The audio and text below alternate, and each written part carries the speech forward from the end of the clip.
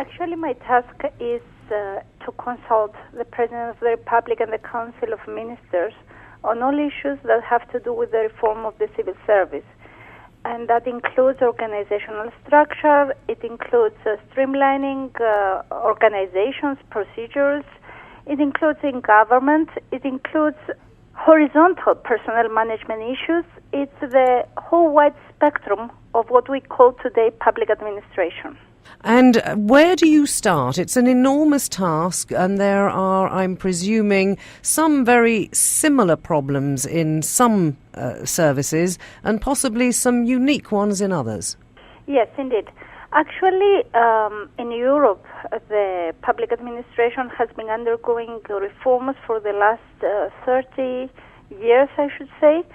And even though when I got this mandate, I thought that reform would be a one-time task, I realized that this is an ongoing process.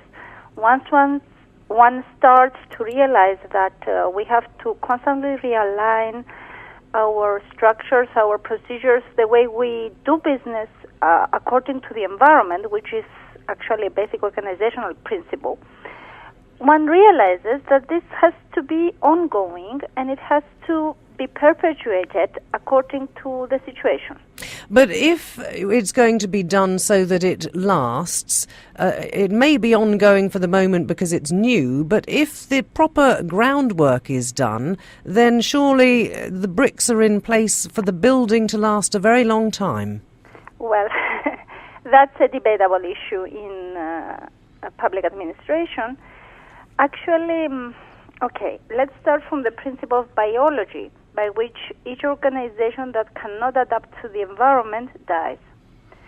If an organizational entity in the business environment or in the public administration environment does not readjust and reinvent itself along the way, again it dies.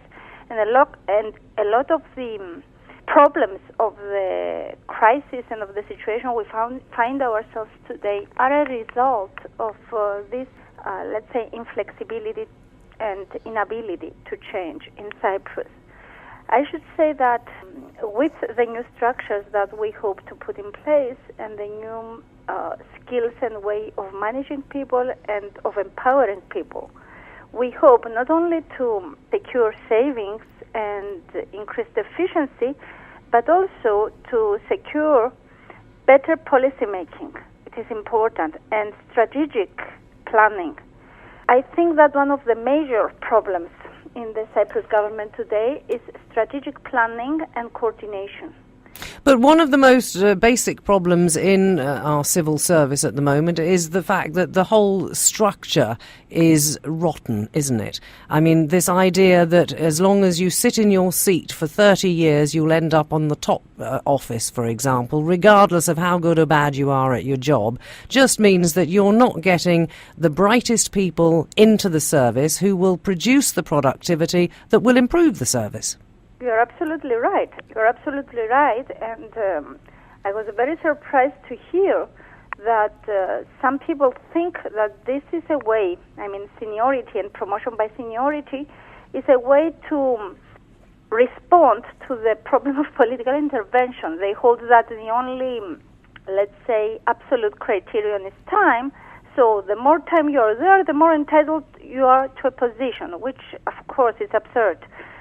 How are you going to measure productivity? That's the real bottom line, isn't it? You need to know what every single person in every single office is actually producing. Yes.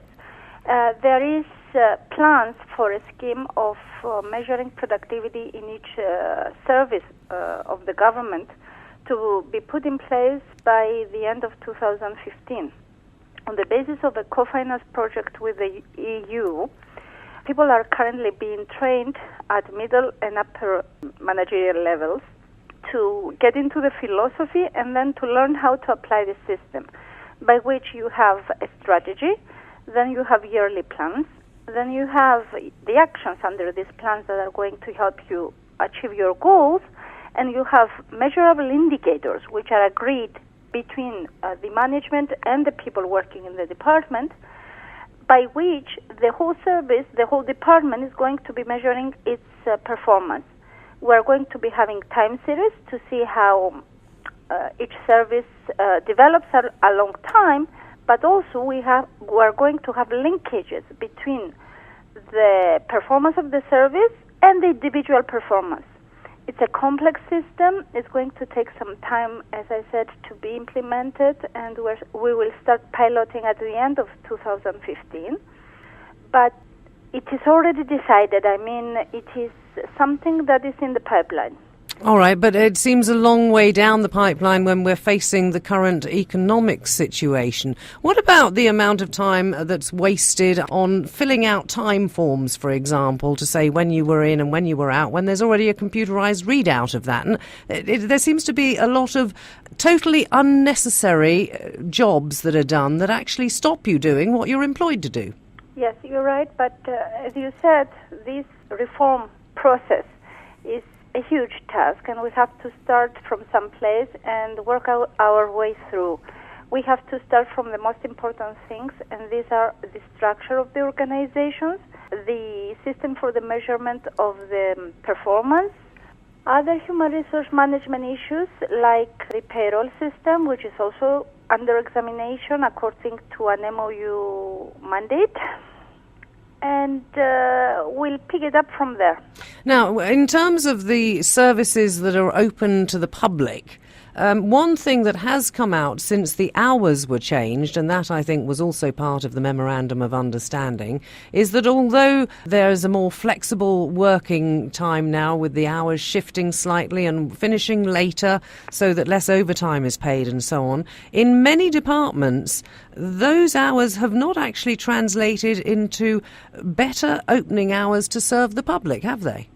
Yes, and the whole idea was re-examined, as you may have heard, and it was deemed that the economic benefits of the less overtime can be achieved otherwise. So it was decided, taking also into consideration the special climatic conditions here in Cyprus, to have the work hours with a flexi hour from 7:30 till 8:30 only. Not go to the 9 interval that was decided at first. So how are you going to save that money if people are working? By changing the remuneration for overtime. Okay. You understand what I mean? By changing the key by which we are paying the overtime, we are getting these savings that were agreed with the Troika by not having the shift by another half an hour downwards.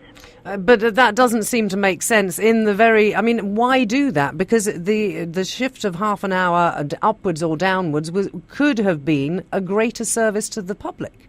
But you said it didn't work. No, I didn't say it didn't work. I said it wasn't implemented.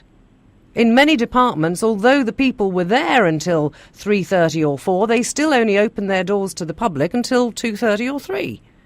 What is important is for the people to serve during the work hours with the right attitude and with the efficiency that they need to do so. We are not working less hours than elsewhere in Europe.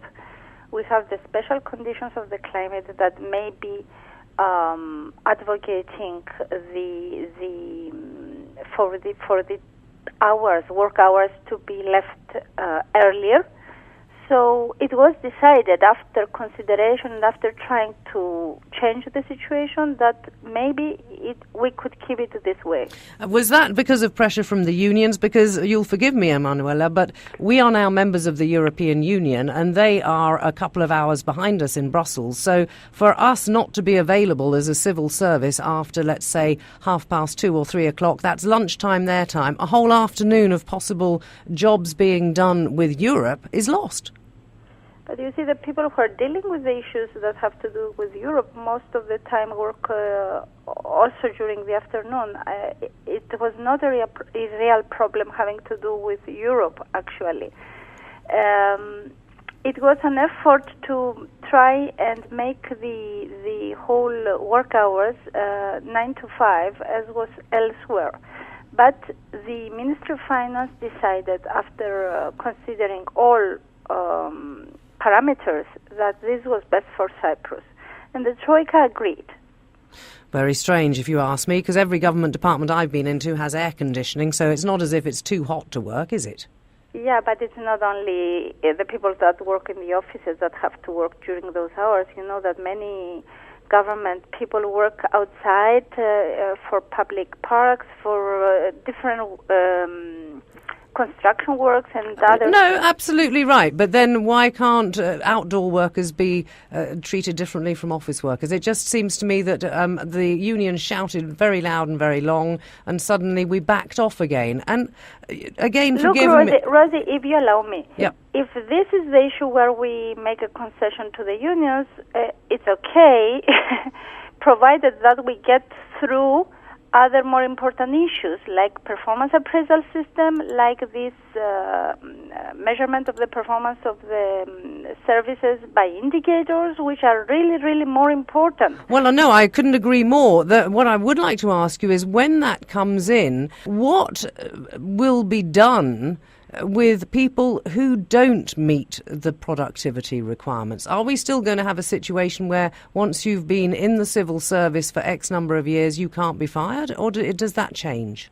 It should change, and we're studying now the way of doing that, because the law does have provision for letting people go when they don't perform, but it is never enforced.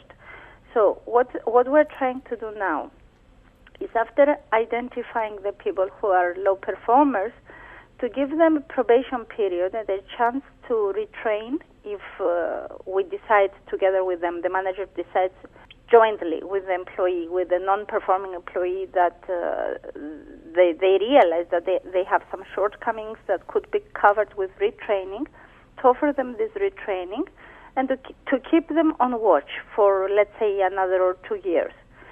If that doesn't work, then they should go.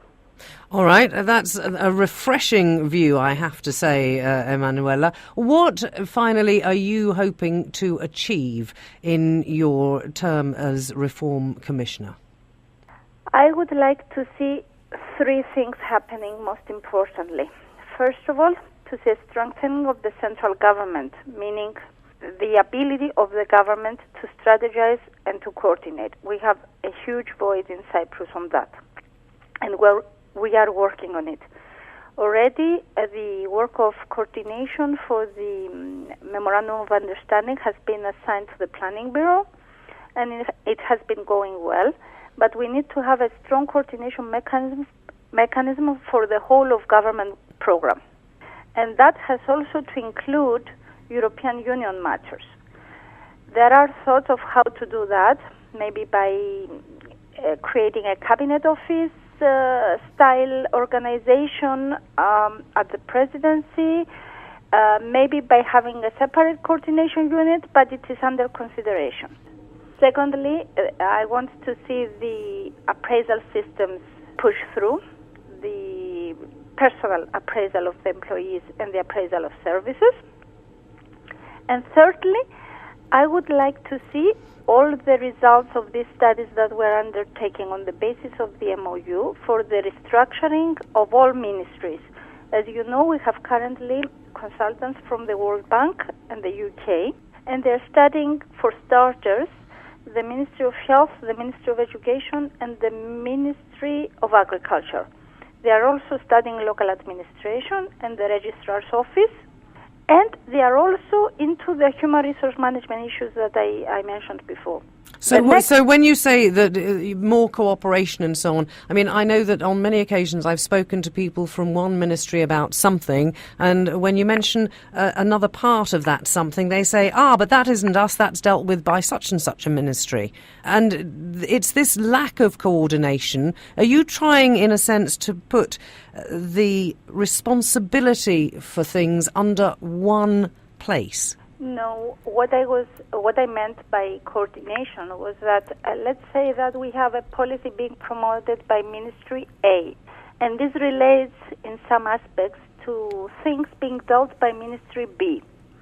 Then we have to make sure that at some level, higher up from the 2 ministries, somebody keeps an eye on what is happening in Ministry A and how this affects what is going on in Ministry B. so as not to be in the unfortunate position of having contradictory policies being promoted, and to be in a position actually to promote coherence and a more strategic consideration of all issues that have to do with the state.